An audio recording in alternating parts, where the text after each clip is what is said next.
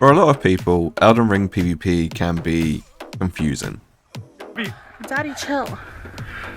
What the hell is even that? 1 minute you're staring at your map, and the next minute you're being summoned to help someone. And when you do get there, the host is nowhere to be found, and you're left running around aimlessly. And then eventually when you do find yourself in a 1v1 situation, you sure as hell know you're about to get stabbed in the back. Oh, hi, Mark. Now, the problem is with PvP on this game is it's not really explained too well. And PvP can be a lot of fun on this game. It's just a case of understanding what you're doing and just going to the right places at the right time. So in today's video, I want to talk about where you can go to actually duel and the rules around dueling. Because believe me, there are some unsaid rules which people just don't know about, and hopefully this video can help you not be such a noob. It's only a game. Why you have to be mad? In theory, you can go anywhere in this game to duel. However, there are known locations you can go to where you're pretty much guaranteed a fair 1v1 and people are there with the same sort of mindset of, hey, I just want a 1v1. The best place to actually find a duel is of course the Academy. The Academy doesn't look like much. You see a few blood splatters on the floor and you think, well, they must have really struggled that invasion. However, if you whip out your Foucaulin finger remedy and use it in this area, you'll notice a lot of sigils on the floor ready to duel. Look at all those chickens!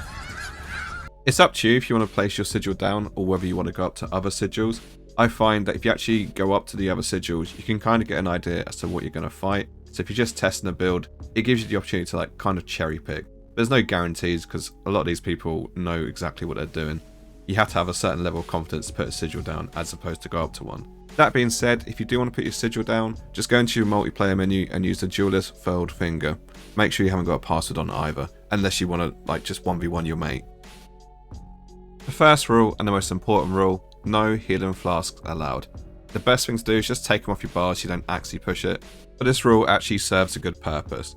The invader doesn't get the same amount of flasks as the person summoning, so therefore there's already a disadvantage. But not just that, duels will go on forever if you have the flasks on. Some fights do take a lot of time without healing. Imagine how much longer they'll take if you're sat there chugging 10 jugs of health. It's not going to be fun. Also note, any healing incantations shouldn't be used either. Another unspoken rule is the Flask of Wondrous Physique.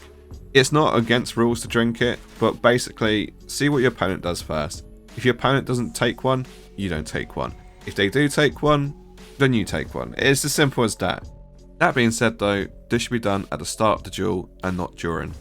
Otherwise, it's seen as kind of cowardly.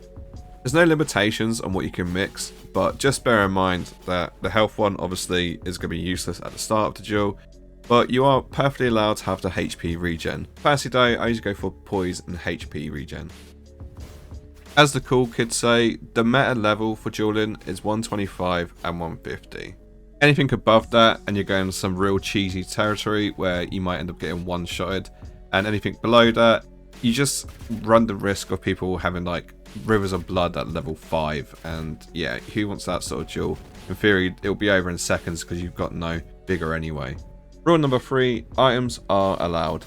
If someone puts blood loss on you or poison build up, go ahead and cleanse that. You are more than within your right to do that. So make sure you have a healthy stock of those. You're also allowed to use the pots, so just go ham, go at it. It's okay to use items. And lastly, not really a rule, just a suggestion. If you haven't played PvP yet on Elden Ring, or you have and it's been invasions and you've just not enjoyed it, come try dueling. Dueling is the most fun you can have in PvP because it's very pure. You don't get half the cheese that you get in invasions. Most people are down to fight, apart from this guy who just really wants to run away. And it's an opportunity for you to just like test out builds. Invasions can be fun, but you do have to have a lot of skill to be able to do them, or have the right level of cheese set up that you can take on 3 people at once. That being said, I hope you enjoyed the video. I hope it's actually enlightened you as to how to duel in this game. Maybe there's some rules that I forgot about, and if I have, by all means comment below. We'll get a list going. And if you do want this build that I'm actually using, I call it the jellyfish thing. It's fun for PvE, it's fun for PvP. Link in the top right. And yeah, hopefully I'll catch you guys on the next one. And with that, bye bye.